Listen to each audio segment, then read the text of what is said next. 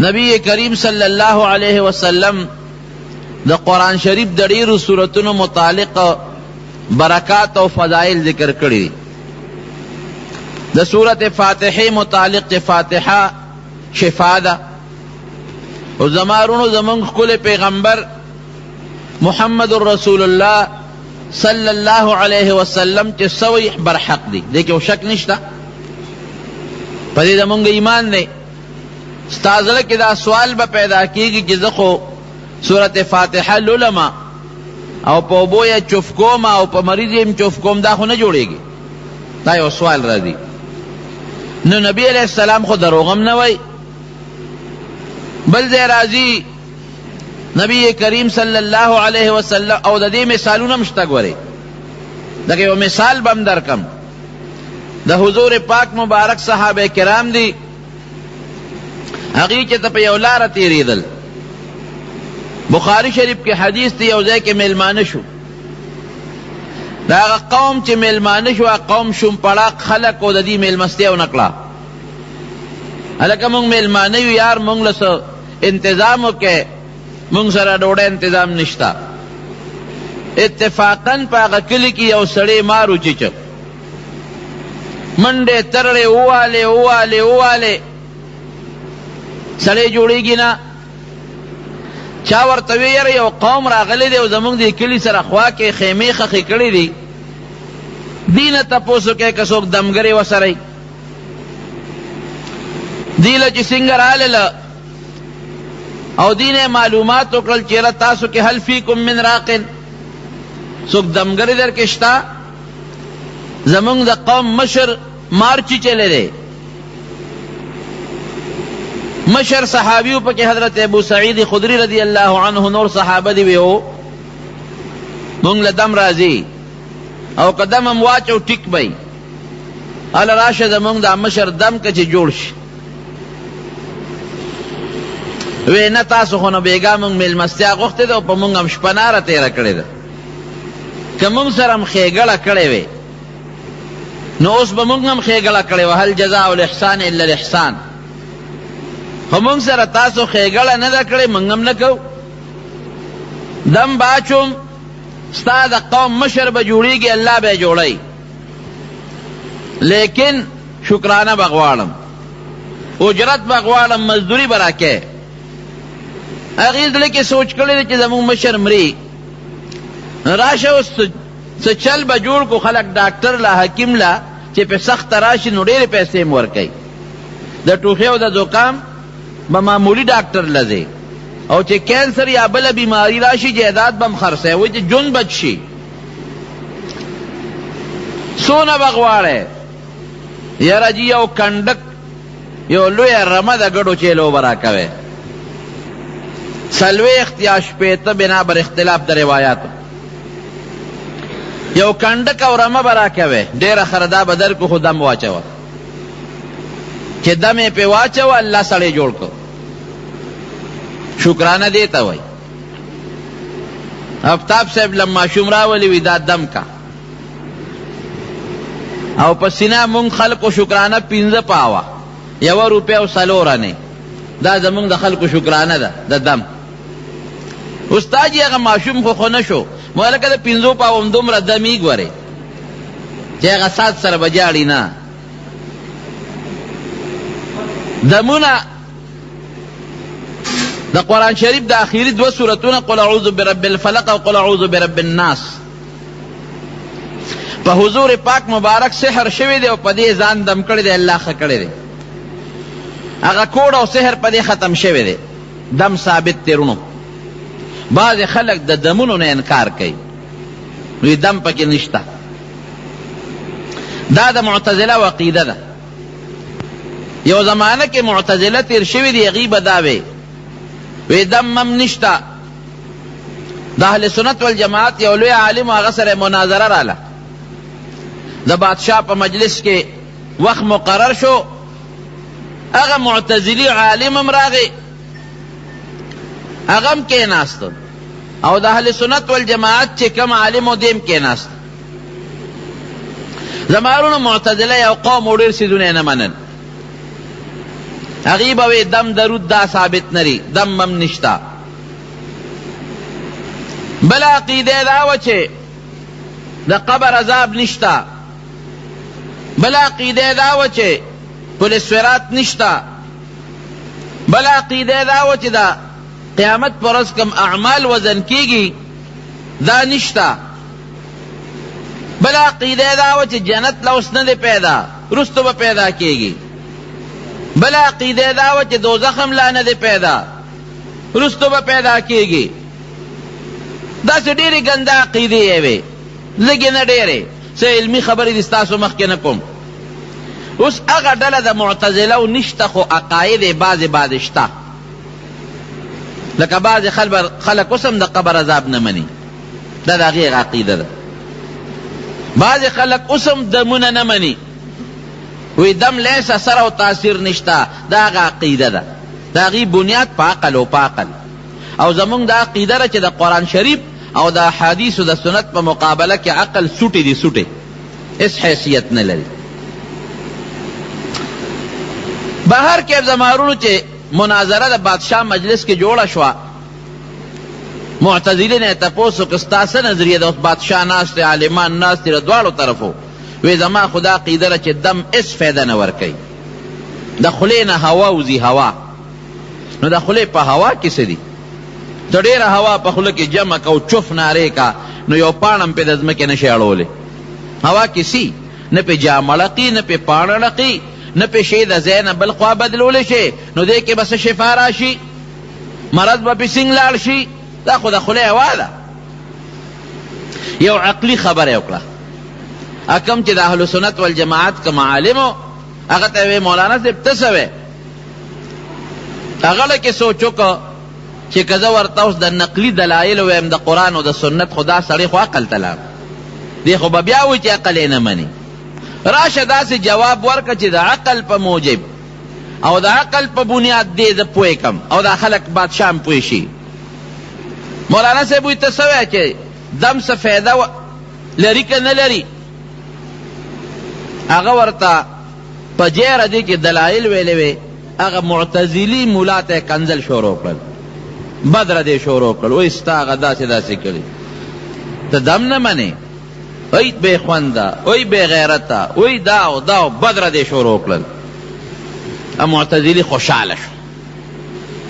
وګوره بادشاه سلامت چې جواب ورسره زما د خبرې نشته، نو کنزل یې شروع کړل، سپکې شروع کړل، بدره دې شروع کړل. جواب دیو کی د خبره جواب نشي کولی، زما سپکاوی ولې کوي؟ یاره بادشاه سلامت ستا مجلس نه وي چې اوس ما دې برابر کړی وي. او صاحب دا خو ستا بې عزتي وکړه، ځکه د چا په کور کې چاته بدره دویل او کنزل کول، دا د هغه صاحب خانه بې عزتي وي. ستا بې عزتي وکړه، ستا مخکې د ماته بدره دوی. بادشاه هم غصه شو، سترګې وپړسېدې، مخ یې تک سور شو. او دې د اهل سنت والجماعت عالم ته وایي چې مولانا صاحب دا خو تا زما بې عزتي وکړه، ته مولا دلیل ورته پیش کا، جواب د در دلیل وکړه. نو تا بدرت شروع کړل، د هغه توهین او سپکاوی دې شروع کړ. سرمن دې وباسم پرېږدم دې چته، او دا خو دې زما د دربار بې عزتي وکړه. وی صاحب ما څه وکړل؟ وی دا بدرت چې دی ووی، دا ستغې سپورې چې دی ووی. وی صاحب ما خو څه نه دي کړی، وی دا خو زما د خولې نه هوا ووته، ما د خولې نه هوا ووته. هوا خو د په خپلو کې دم هم هوا ده، دا خو د ما د خولې نه هوا ووته. د پسې خو ما کوتک نه دی راغشتی، نه مې ورپسې لرګی راغشتی دی، نه مې ورپسې نیزه او غشي او تماچه راغشتې ده، خو د خولې نه مې هوا ووته. نو ده خو په خپله وي چې په هوا کې څه دي. دا سترګې ولې وپړسېدې، دا رګونه یې ولې وپړسېدل، دا مخ یې ولې سور شو. بادشاه سلامت دا ته پې ولې غوسه شوې، او دا کوتک ته هم ولې ګوتې کړې، او دا زما خلاف ولې راوچت شوې؟ دا خو زما د خولې نه هوا ووته، په هوا کې خو څه نشته. وایي هوا کې خو چل دی که نه، هوا خو هوا بویه، د بعضې ځای نه وځي سړی پې څونه شرمېږي. دا هوا خو مختلف قسمونه دي، مختلف انواع دي، چل پکې شته اوس په هوا کې که نه. د خولې نه چې دی اووته لا اله الا الله، دا هم د خولې نه هوا ووته، مخصوص هوا ده، داسې نه ده چې پوکې دی ووو. د مخارجو نه حروف ادا شو او یو هوا وسره خارجه شوه، دې کې ثواب شته او که نشته؟ اشهد ان لا اله الا الله واشهد ان محمدا عبده ورسوله. که یو کافر دا کلمه وای دې هوا سره د خولې د هوا سره د هغه کفر په ایمان بدلیږي که نه بدلیږي؟ او که یو مسلمان 100 کاله او 200 کاله الله ته سجدې ولګوي او ټول عمر تسبیح واړی او ټول عمر د نبی علیہ السلام سره محبت او عقیدت ولري او د مرګ نه لږ غوندې مخکې د خولې نه د کفر راووځي، د الله شان کې ګستاخي، د حضور پاک مبارک په شان کې ګستاخي، په هغه 1 سکنډ ګستاخی د ایمان او د عمل په کفر بدلیږي که نه؟ اوس هوا خو هوا بویه که نه؟ هوا خو خالی هوا نه ده چې یو طرف نه په نل باندې د یو طرف نه سیلی راله او په بل طرف ته ووته. دې هوا پسې شاته نور څیزونه دي، حروف دی، مخارج دی، الفاظ دی، دا غیب مجموعه ده. هغه که دی ښه د خولې نه ادا کړه هوا به یو شان وځي، که هغه دی بل شان ادا کړه هوا به بل شانتي وځي. هغه بادشاه پوه شو معتزلي ته وایي د خپل عقیدې نه توبه وباسه. واقعي د خولې هوا خو مختلف قسمونه لري، دې کې خو نقصه شته. دا د یو پوټې غوندې هوا د خولې نه ووته ستا د بېعزتۍ ماله څونه غصه راله تاله څونه غصه راله، فایده نقصان پکې شته. اوس رونو را بشو نبی کریم صلی الله علیه وسلم حضور پاک مبارک چې سحر پیو شو، دغه 2 صورتونو سره سحر ختم شو. را بشو حضرت جبریل امین علیه السلام نبی کریم صلی الله علیه وسلم تراغه دا الله رسوله بیماری وی او وی دم در باندې وانچو واچو کنه بسم الله ارقی دا خدای په نوم دې دموم من کل داین یوزک دا هر اغا مرض نه چې تا ته نقصان رسوي الله بدل شفا درکی. نو حضرت جبریل علیہ السلام نلوی متوکل بل څوک دی او په نبی علیہ السلام دم اچي او حضور پاک مبارک حضرت حسن و حسین ځان ته رانږدې کوي، بچو رانږدې شه دم در باندې اچوم. اغا دم در باندې اچوم کم دم چې با حضرت ابراهیم علیہ السلام په خپلو بچونو اسحاق او اسماعیل علیہ السلام اچو در باندې اچو. پته ولګېده چې ابراهیم علیہ السلام هم په خپلو بچو دم اچو او حضور پاک مبارک هم په خپلو بچو اچو.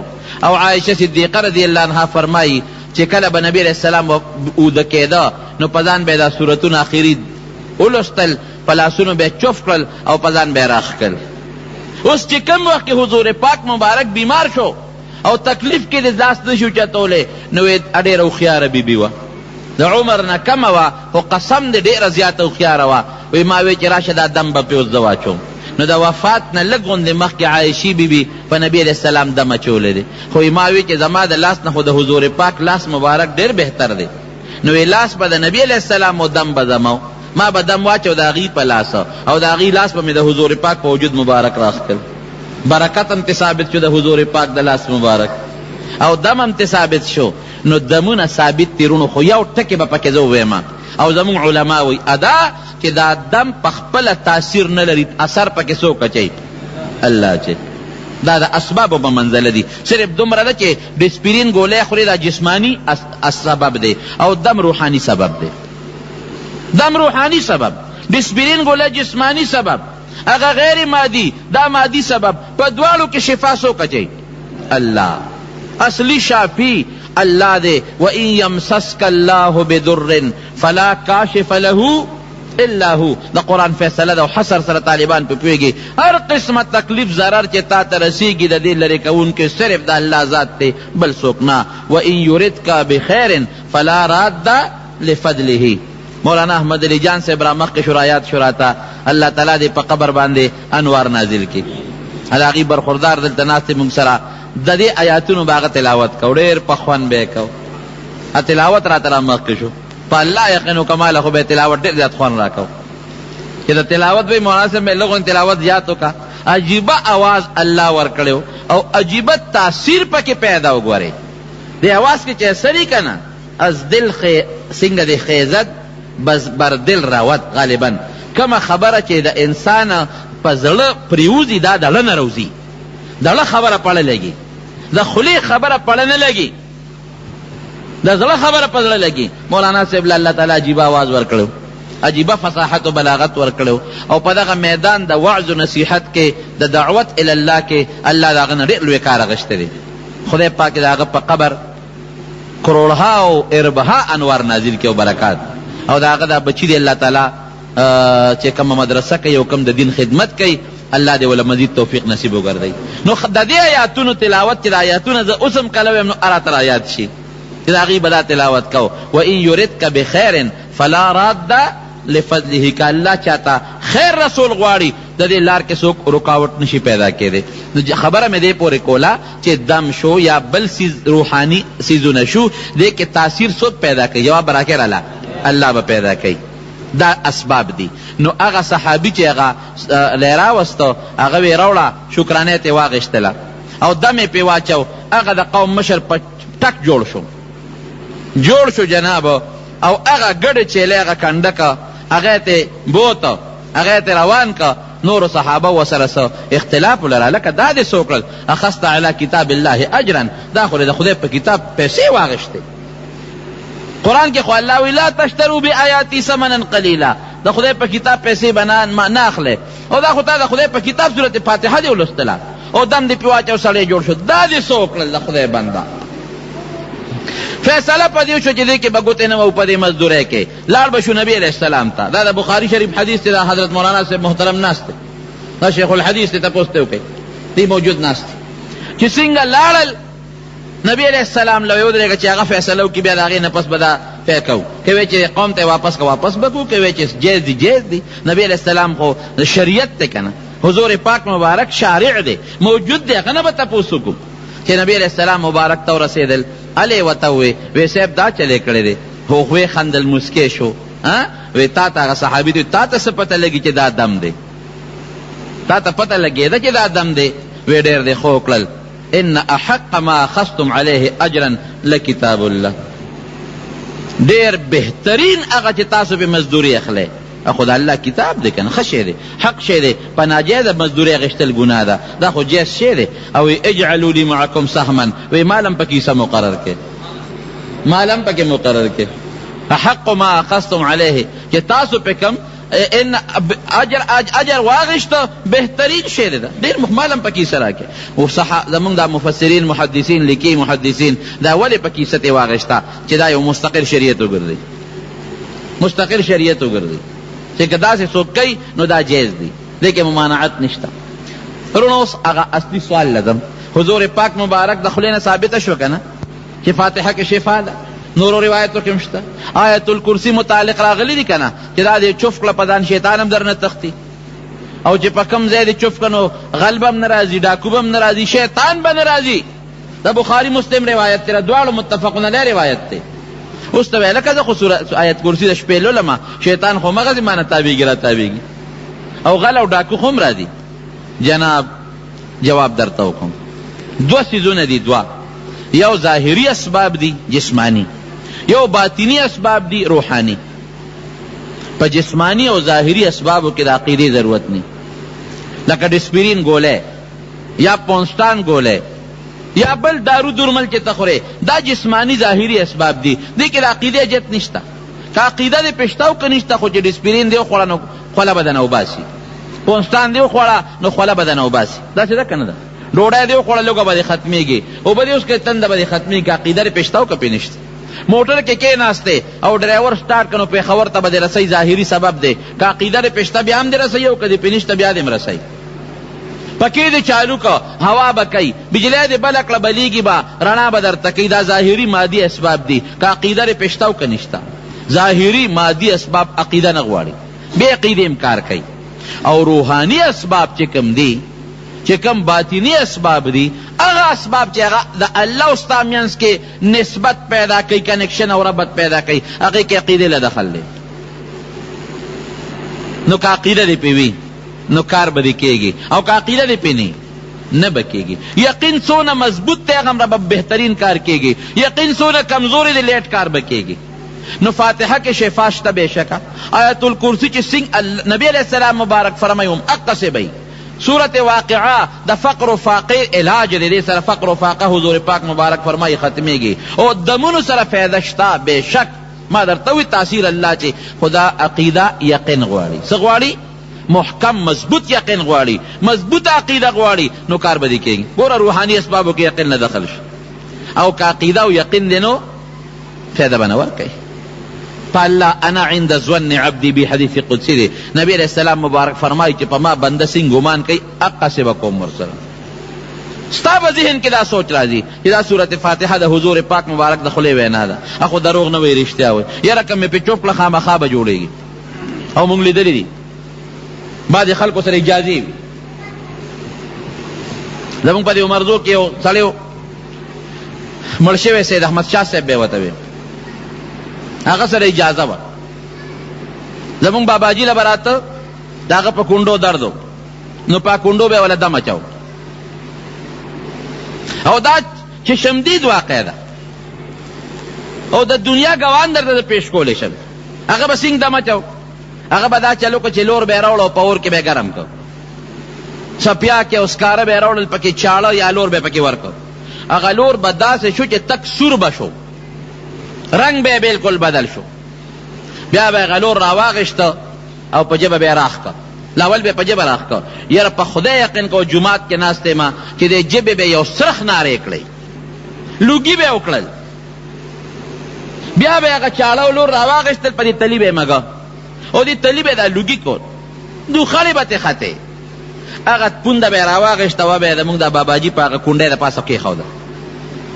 هغه به خوله کې څادر منډلې و. مونږ وی ولې دا دړ کوي؟ وی دا وجود کې مې دا اور راننوځي، دونه تو کوي. بیا به ترې هغې نه څه اوبه موبه څه ورځې وبهیدې وبهیدې الله به جوړ کړ. دا د ما چې شمدید واقع ده. اور خو سوځونکی دی. زه وله لاړم مې ماله دا اجازه راکړه. وی ډېره ښه در به کړم. 500 کرته د جمعې په شپه درود شریف ووایه. ومې وی بیا راشه. چې لاړم چاړه یې راواغېسته اور کې یې ګرمه کړه. وی دا واخله او په ژبه راکاږه. مې دا قصرې پکې نشته، زمونږ خو دغه یوه ژبه ده، لاس پونه خو مونږ کار نه شو ایستی، زمونږ خو دغه ژبې سره تعلق دی. دا کوم شریعت کې دی؟ ما ته یې وی ګوره بیا دې پکې شریعت خبره راوسته. دا به په ژبه راکاږې. یې هغه چاړه یې راواغېسته او ژبې ته یې کشې ته یې وویسته. زه هلته ترې رسته شوم، دومره هغې یو کش نارې کړې او لوخړې ترې پورته شوې. وی مې په خپه راکاږم خو په ژبه نه راکاږم. ما ته وی که خپې لري یوړه دی لی سوځئ، ستا یقین مضبوط نه دی. لاول به په ژبه راکاږې او راکاږه ته ما ته وی ما یې دا شی نه کوم، ژبه نه راکاږم. اوس به ژبې نه خلاص شم. مولانا اشرف علي تانوي رحمت الله علیه الله عجیبه علم ورکړی. زما دا خپل سوچ دی چې دی د دغه خپلې زمانې مجدد او مجدد